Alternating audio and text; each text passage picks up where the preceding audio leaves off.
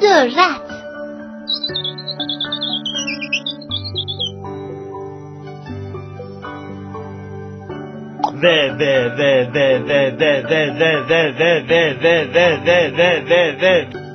زال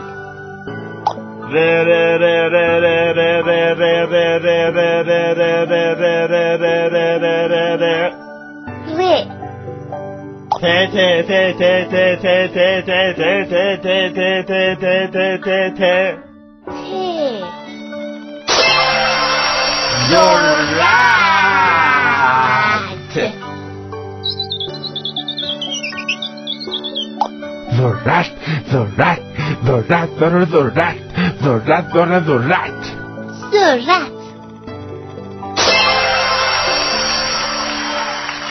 دلم برای مادر بزرگم خیلی میسوزد. آخر مادر بزرگ خیلی ذرت دوست دارد، اما با دندونهای مصنوعی نمیتواند ذرت بخورد.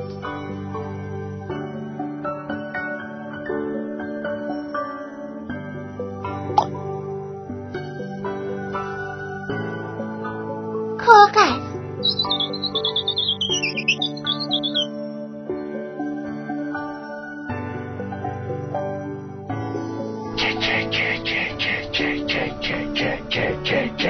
کاف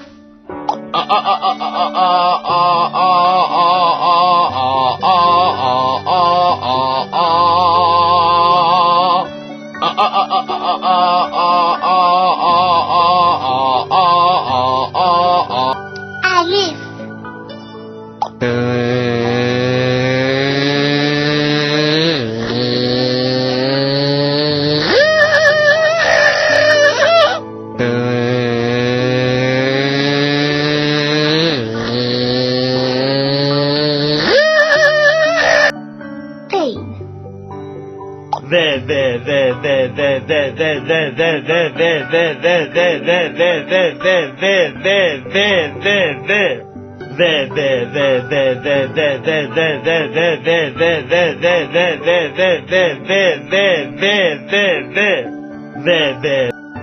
زال